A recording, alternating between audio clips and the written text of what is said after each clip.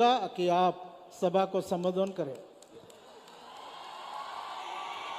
काँग्रेस पक्षाचा जोरदार टाळ्या वाजवायच्या आहेत. इकडच्यांनी बसून घ्यायचं आहे, तिकडच्यांनी बसून घ्यायचं आहे. रमेश चेन्नीथाला जी, पाडवी जी, दिलीप नायक जी, बापू चावरे जी, प्रतिभा जी, हमारे कैंडिडेट्स केसी पाडवी जी, पाटिल जी, श्रीश नायक जी, किरण ताडवी जी, प्रवीण बापू चावड़े जी, राजेंद्र गावित जी, बुधिया पवार जी, स्टेज पे इंडिया अलायंस के नेता, भाइयों और बहनों, कांग्रेस पार्टी के हमारे प्यारे कार्यकर्ता, अलायंस बब्बर शेर, कांग्रेस पार्टी के बब्बर शेर,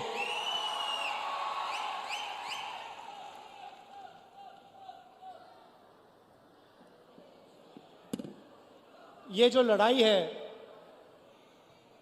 ये विचारधारा की लड़ाई है. चुनाव हो रहा है मगर दो विचारधाराओं की, दो सोच की टक्कर है. ये कांग्रेस पार्टी कहती है, इंडिया गठबंधन कहता है कि देश को संविधान के माध्यम से चलाना चाहिए.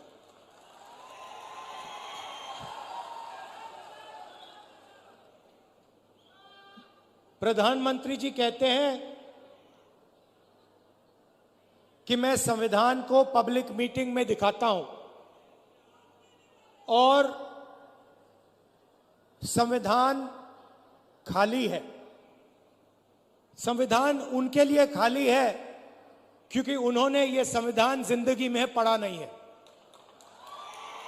उनको कोई आइडिया नहीं कि इस किताब के अंदर क्या लिखा हुआ है. इसीलिए प्रधानमंत्री जी के लिए यह संविधान खाली है. वो कहते हैं कि लाल रंग का संविधान राहुल गांधी दिखाता है. देखिए इस पर क्या रंग है, नीला है, लाल है, हमें कोई फर्क नहीं पड़ता. इसके अंदर जो लिखा है उसकी हम रक्षा करते हैं, उसके लिए हम जान देने को तैयार हैं. तो एक तरफ कांग्रेस पार्टी, इंडिया गठबंधन जो संविधान की रक्षा कर रही है, मैं आपसे पूछना चाहता हूं और आदिवासी भाई और बहन इस बात को सबसे अच्छा समझेंगे. आज हमने यहां बिरसा मुंडा जी, भैया थोड़ा सामने से हटिए, थोड़ा सामने से हटिए. ये आज हमने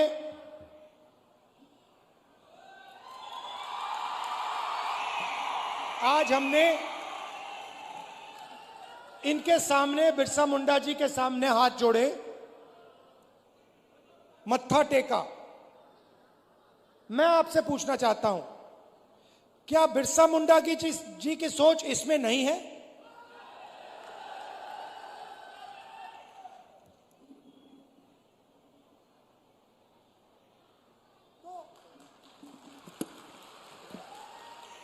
तो नरेंद्र मोदी जी कहते हैं कि यह संविधान खाली है, खोखला है, इसमें कुछ नहीं है. मैं नरेंद्र मोदी जी को समझाना चाहता हूं और प्रधानमंत्री जी आप अच्छी तरह सुनिए क्योंकि आप देश के प्रधानमंत्री हैं. नरेंद्र मोदी जी, यह संविधान खोखला नहीं है. इस संविधान में हजारों साल की सोच,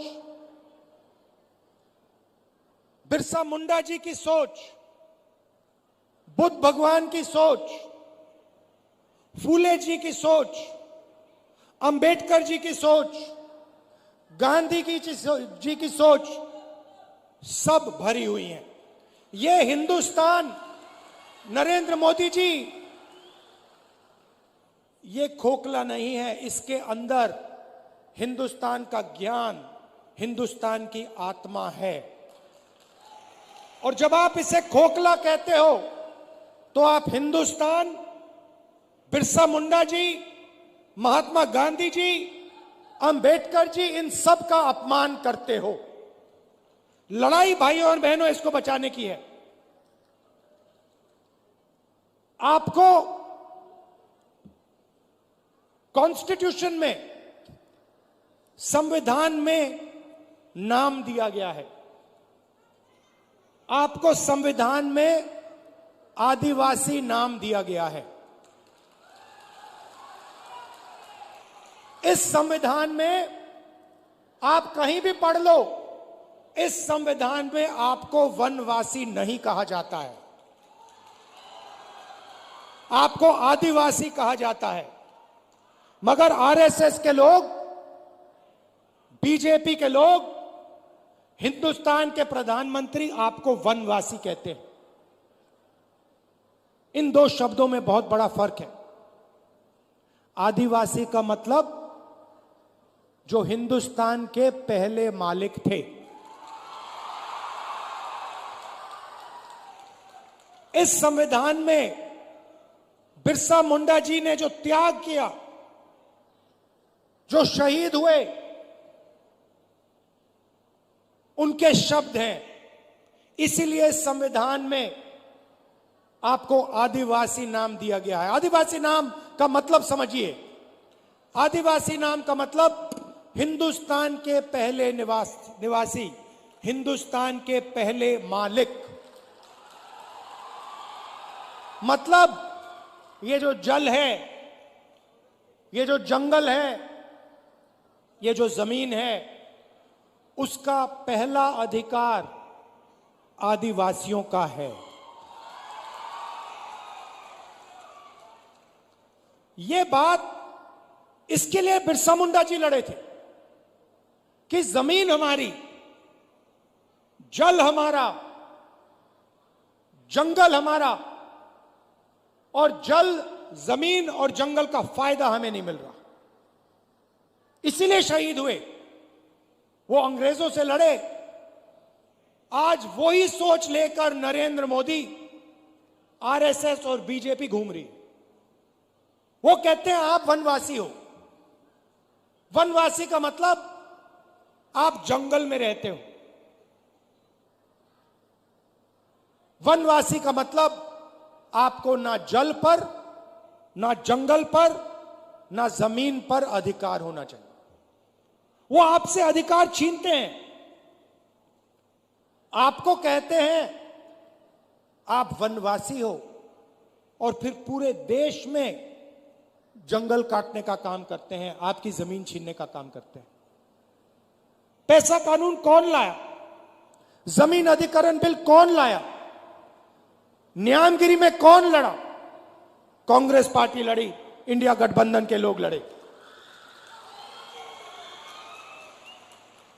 जमीन अधिकरण बिल से आपकी जमीन की रक्षा, पेशा कानून से, ट्राइबल राइट्स एक्ट से जंगल, जल, जमीन का अधिकार आपको। यह काम हमने किए हैं। और जैसे ही बीजेपी की सरकार आती है, काम शुरू कर देते हैं। आपकी जमीन छीनते हैं, अरबपतियों को पकड़ा देते हैं, आपका जल ले जाते हैं, आपका जंगल ले जाते हैं, और आपको कहते हैं भैया आप वनवासी हो। मैं आपसे सवाल पूछना चाहता हूं, आप वनवासी हो, आस्ते आस्ते आस्ते आस्ते सब जंगल जा रहा है। 10, 15, 20 साल में हिंदुस्तान में बहुत कम जंगल बचेगा, तो फिर आप कहां के रहोगे? अगर जंगल ही नहीं रहा तो वनवासी कहां जाएंगे? आप दूसरे प्रदेशों में जाओगे, मजदूरी करोगे। वनवासी का मतलब आपके बच्चों को शिक्षा ना मिले। वनवासी का मतलब आपके बच्चे इंजीनियर, डॉक्टर, लॉयर ना बने, अपना बिजनेस ना चालू करें। वनवासी का मतलब आपके बच्चे पायलट ना बने। आदिवासी का मतलब आपके बच्चे इंजीनियर बने, डॉक्टर बने, लॉयर बने, आपके बच्चे बिजनेस चलाएं, सरकार चलाएं। यह है फर्क आदिवासी वनवासी में। अब दूसरी बात आपको बताना चाहता हूं, और इस बात को आप दिल में रखिए। हिंदुस्तान में आदिवासियों की 8% आबादी है। अगर आप 100 लोग चुनो तो 800 में से आदिवासी हैं। सही बात? तो मैंने पता लगाया, आबादी 8%। तो मैंने पता लगाया, ठीक है भैया, अगर 8% आबादी है तो भागीदारी कितनी होनी चाहिए? अगर 8% आबादी तो कितनी भागीदारी? 8% होनी चाहिए। सही है गलत? सही है ना? बराबर है ना? अगर 100 में से 8 आप हो तो फिर भागीदारी भी होनी चाहिए 8 की। तो मैंने पता लगाया, मैंने कहा देखो भाई, पता लगाते हैं हिंदुस्तान की सरकार में आदिवासियों की कितनी भागीदारी है। 90 अफसर हिंदुस्तान की सरकार को चलाते हैं। 90 अफसर हिंदुस्तान की सरकार को चलाते हैं। जो आप जीएसटी का पैसा देते हो, रोज देते हो, वो पैसा दिल्ली की सरकार को जाता है, उसको 90 अफसर बांटते हैं। मैं आपसे पूछना चाहता हूं, अगर दिल्ली की सरकार 100 रुपए खर्च करती है तो उसमें से आदिवासी अफसर कितने रुपए का निर्णय लेते हैं? बताइए, बताइए, बताइए। शांत हो गए आप? यह आपको मालूम होना चाहिए, यह सच्चाई आपको मालूम होनी चाहिए। भाइयों और बहनों, अगर हिंदुस्तान की सरकार 100 रुपए खर्च करती है तो आदिवासी अफसर 10 पैसे का निर्णय लेते हैं। मतलब आपकी भागीदारी 100 में से 8%, आपकी आबादी 100 में से 8, आपकी भागीदारी 100 रुपए में से 10 पैसे। 90 में से सिर्फ एक अफसर आदिवासी है और उस अफसर को पीछे कोने में बैठा रखा है, उसको काम नहीं देते। बड़ी मिनिस्ट्री उसके हाथ में नहीं है। उसको कहते हैं आप आदिवासी हो, आप पीछे बैठो। आप वनवासी हो, आप पीछे बैठो। यह बदलना है। बदलने का तरीका जाति जनगणना, कि सबको पता लग जाए कि सचमुच में आदिवासियों की कितनी भागीदारी है। मैं आपसे पूछना चाहता हूं, आप मीडिया देखते हो ना? देखते हो मीडिया? ये बड़े बड़े टीवी वाले एंकर हैं, इसमें से मुझे एक आदिवासी का नाम बता दो। एक आदिवासी का नाम बता दो, एक दलित का नाम बता दो, एक पिछड़े वर्ग का नाम बता दो। नहीं मिलेगा। हिंदुस्तान की सबसे बड़ी कंपनियों में, अदानी की कंपनी में, अंबानी की कंपनी में, मुझे एक आदिवासी नाम बता दो। नहीं मिलेगा। मजदूरों की लिस्ट निकालो, मनरेगा की लिस्ट निकालो, आदिवासी उसमें भरे हुए हैं। ये इमारतें आप बनाते हो, सड़कें आप बनाते हो, खून पसीना आप देते हो, मगर हिंदुस्तान में आपको भागीदारी नहीं मिलती है। यह सच्चाई है। इस सच्चाई को स्वीकार करना ही पड़ेगा। और मेरा लक्ष्य है कि आदिवासियों को, दलितों को, पिछड़े वर्ग को हिंदुस्तान में भागीदारी मिले, हिंदुस्तान में पावर मिले, सरकारों में जगह मिले, बिजनेस में जगह मिले। यह फर्क है आदिवासी में, वनवासी में। महाराष्ट्र की थोड़ी सी बात करता हूं आपको।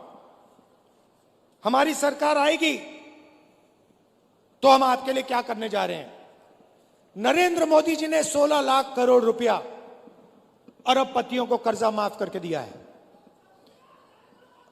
1 लाख करोड़ रुपए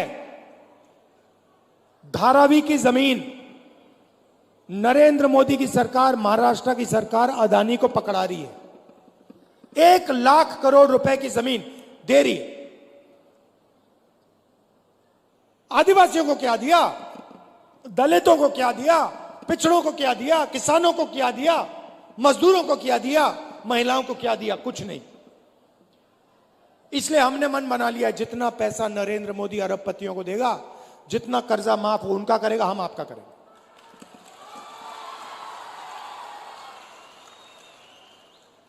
तो सबसे पहला काम, महालक्ष्मी योजना, अच्छी तरह सुनिए।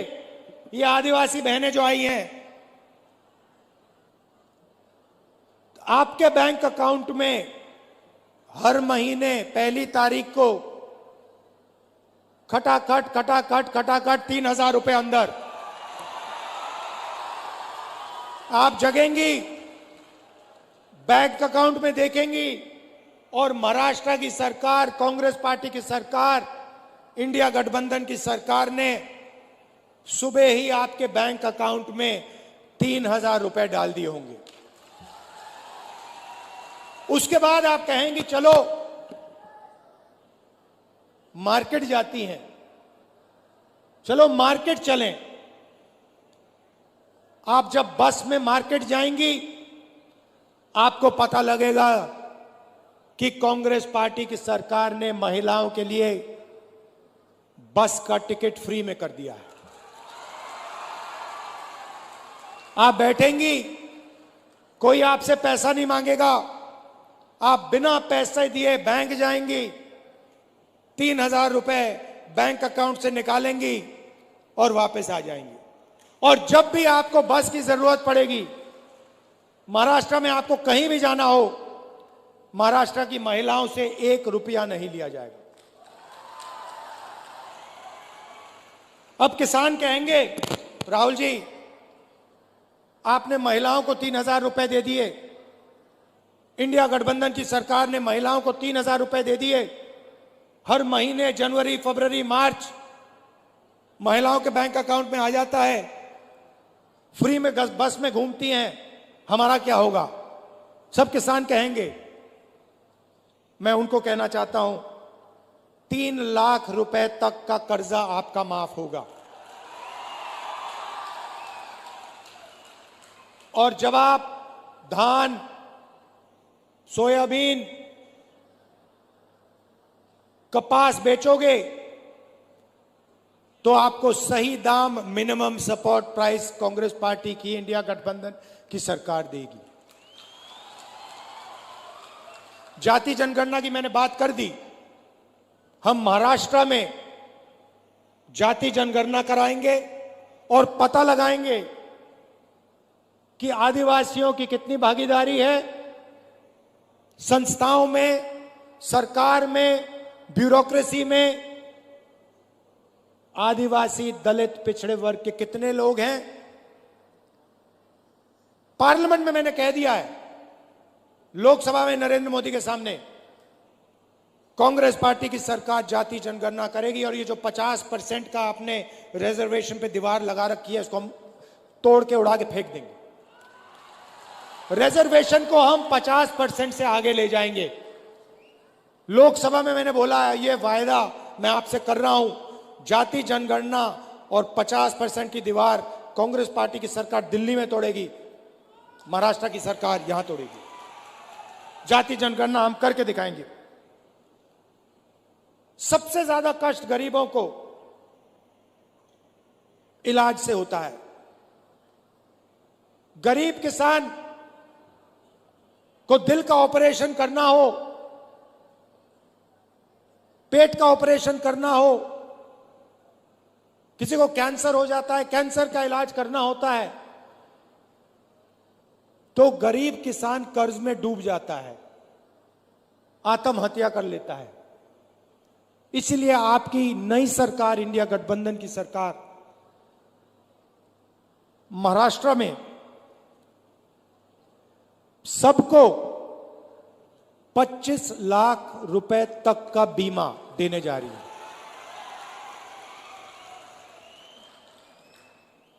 दिल का दौरा पड़े, कैंसर हो, किडनी की बीमारी हो, लिवर की बीमारी हो, पेट की बीमारी हो,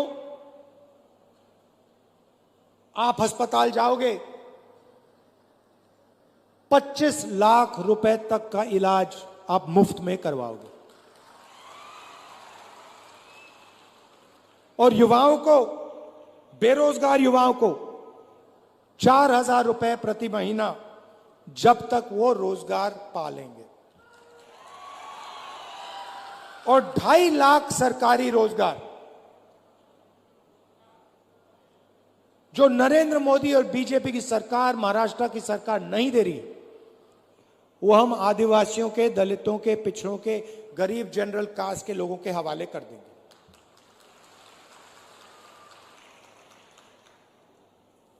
महाराष्ट्र की सरकार आपके जो प्रोजेक्ट्स हैं, जो महाराष्ट्र को रोजगार देने वाले प्रोजेक्ट्स हैं, उनको दूसरे प्रदेशों में भेजती है और आपके लोग मजदूरी दूसरे प्रदेशों में जाके करते हैं। उदाहरण देता हूं, वेदांता और फॉक्सकॉन का सेमीकंडक्टर प्लांट, जिससे महाराष्ट्र के युवाओं को 10,000 रोजगार मिलते, 1.5 लाख करोड़ रुपए का प्लांट है, यह उन्होंने महाराष्ट्र से छीनकर गुजरात भेज दिया। टाटा एयरबस का मैन्युफैक्चरिंग यूनिट, 10,000 रोजगार, 1.8 लाख करोड़ का प्रोजेक्ट है, यह महाराष्ट्र की सरकार ने गुजरात भेज दिया। आईफोन बनाने का प्लांट, 2 लाख करोड़ रुपए का प्लांट, 75,000 युवाओं को रोजगार मिलता, यह उन्होंने महाराष्ट्र से छीनकर गुजरात भिजवा दिया।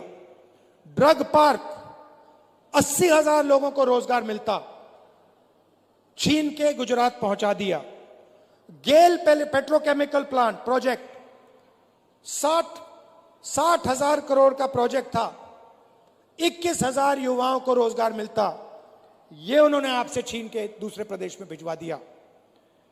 अगर हम सब रोजगार मिला दें तो महाराष्ट्र से बीजेपी की सरकार ने 5 लाख रोजगार छीनकर दूसरे प्रदेशों में भिजवा दिए हैं। इसीलिए आपको यहां रोजगार नहीं मिलता है, इसीलिए यहां आपको बेरोजगार बना दिया गया है। यह काम इंडिया गठबंधन और कांग्रेस पार्टी की सरकार नहीं करेगी। महाराष्ट्र के प्रोजेक्ट्स महाराष्ट्र में रहेंगे, गुजरात के प्रोजेक्ट्स गुजरात में रहेंगे। हम ये नहीं चाहते कि आपके सारे के सारे प्रोजेक्ट्स यहां से छीनकर दूसरे प्रदेशों में भेजे जाएं और आदिवासी युवा जाकर बंधुआ मजदूर बने गुजरात में, दूसरे प्रदेशों में। हम चाहते हैं कि आपको महाराष्ट्र में रोजगार मिले, सही रोजगार मिले, इज्जत का रोजगार मिले। इसीलिए हम चुनाव लड़ रहे हैं, इसीलिए हम यहां अपनी सरकार बनाना चाह रहे हैं। याद रखिए, मेन लड़ाई, सच्ची लड़ाई संविधान की है।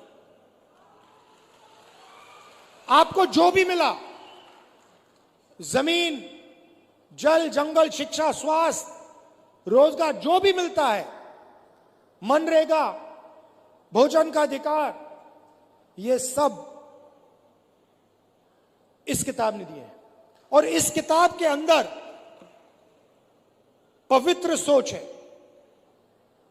बिरसा मुंडा जी की सोच है, महात्मा गांधी की सोच है, अंबेडकर जी की सोच है, बुद्ध भगवान की सोच है। और जब नरेंद्र मोदी कहते हैं कि यह संविधान खोखला है, इसके अंदर कुछ नहीं है, तो वो बिरसा मुंडा जी का अपमान करते हैं, बुद्ध भगवान का अपमान करते हैं, महात्मा गांधी अंबेडकर जी का अपमान करते हैं, फूले जी का अपमान करते हैं। भाइयों और बहनों, आरएसएस इसके खिलाफ है, बीजेपी इसके खिलाफ है, इसलिए वो आपको वनवासी कहते हैं, इसलिए वो आपकी जमीन छीनते हैं, इसलिए जल जंगल जमीन का फायदा आपको नहीं देते। हम इसकी रक्षा करते हैं और रक्षा करते जाएंगे। आपको आपका अधिकार हम आपको दिलवाएंगे, क्योंकि आप आदिवासी हो। आप सबका मैं दिल से धन्यवाद करता हूं। दूर दूर से आप आए, कष्ट उठाया, आपने इतने प्यार से मेरी बात सुनी, इसके लिए मैं आपको दिल से धन्यवाद करता हूं। नमस्कार, जय हिंद। राहुल जी, बहुत बहुत धन्यवाद सर। काँग्रेस पक्षाचा एकच चाले, केड आखे आवे नाय। धन्यवाद राहुल जी। बदल डालो ऐसी सरकार, बदल डालो ऐसी सरकार। बहुत हुई जुल्मों की मार, महाविकास आघाडी उमेदवारांचा यार अब देश बचाना है, यार अब देश बचाना है। फिर से कांग्रेस को